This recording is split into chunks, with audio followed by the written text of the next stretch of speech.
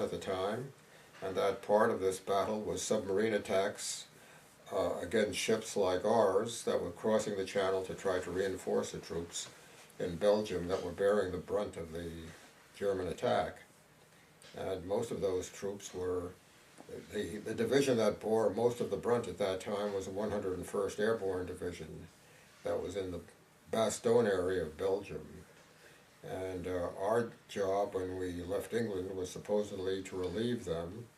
But as I said, because of the submarine attack and the fact that we lost so many men in the English Channel before we even landed, we were diverted to another part of the front that was effectively required to keep penned into the ports of Lorient and Saint-Nazaire in France about 50,000 German troops that had been encircled there after the American and British breakthrough about a month after D-Day. Were there any personal experiences that really got to you during your time? Well, sure. Seeing people blown up is a personal experience that you never forget. The cold and bitterness of the winter that particular time was an experience I'll never forget. Going from what amounts to civilized living, even semi-civilized living in Army training, to a front where people are being killed every day and we're being shot at every day and not knowing whether or not we would survive another day or two. This, of course, was an experience that you don't forget. So after your battle, how did you feel? After the battle? Yeah. There was no such thing after the battle. The battle continued pretty much continuously until D-Day. Until VE Day, until Victory in Europe Day. And when the Germans finally surrendered in Europe, of course, everybody was relieved and we celebrated and we were happy. And we were hoping that the war in the Far East, the war in Japan against Japan, would end before we got there, but we didn't know. We assumed that we would probably be in the invasion of Japan, and we thought that that would probably be worse than what we went through in Europe. And I guess another question would be, after the entire war was over, what was your feelings? After the entire war, after the war in Japan also ended, we were very elated, we were happy. We were happy that we now knew we were going to come home safely, that we would come back to our families. At that time I was single, but I had girlfriends in the United States, and I was hoping that I could get to go to college, complete college. I started college before the war, and I was hoping that I could get back and complete college and get married and have a family like everybody else wanted to do, and we just wanted to do that as fast as we could at that point.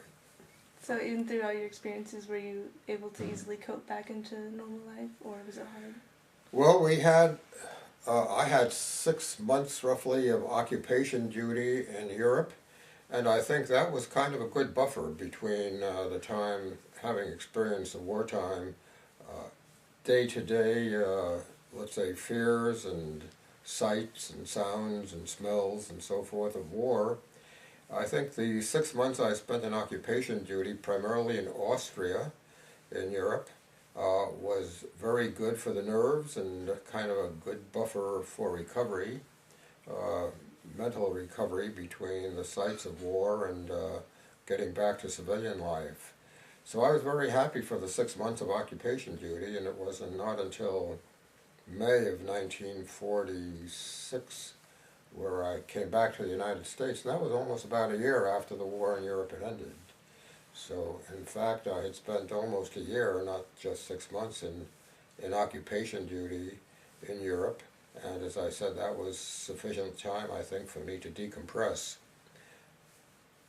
And due to the fact that you went through all these experiences, how would you define World War II in your own words, or through your own personal experiences?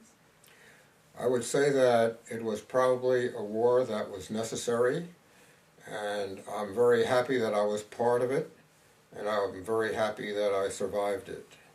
I think that when we found out the real nature of the enemy we were fighting, when we visited some of the concentration camp sites in Europe, and when we saw how the Germans were treating civilians, and we saw that firsthand, the brutal killings and the brutal executions and the brutal treatment of minorities and so forth, we knew that we had done something that was truly great, and that was defeating an army and a nation and a group of nations that probably would have had no mercy with us if they had won.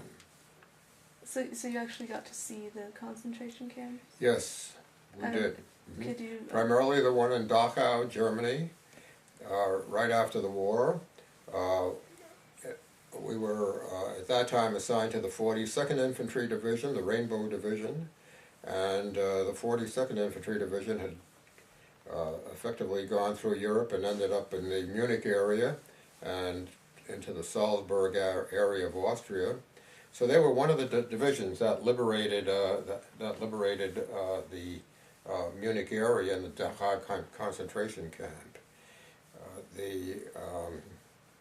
And we saw that. We saw the films that the American Army took when they had actually, the day they liberated the camp. Eisenhower, General Eisenhower, who commanded the Allied Expeditionary Force, required the Americans, those of us who were soldiers, to look at those films.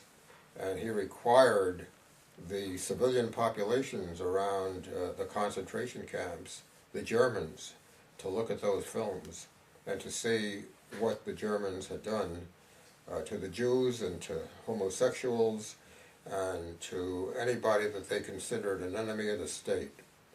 And it was a horrible thing to see. And having seen that, though, we understood that the nature of the enemy, and I think to all of us it gave us a perspective of what we were fighting for and what the sacrifices were for. And having seen that, I was very happy to have been part of the victorious army. And still am, by the way. Would you be able to describe, like, what buildings there were, what did it look like? what it looked like? What did what the look like? concentration camps? They looked like barracks, essentially. The one in Dachau just looked like barracks at that time. And when the Americans moved in, there were corpses and bodies all over the place, and the survivors looked like living, walking skeletons. They were starving.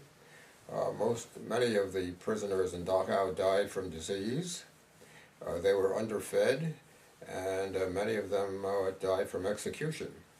But bodies were piled up, and it was, I'm sure, for the American troops that first came in and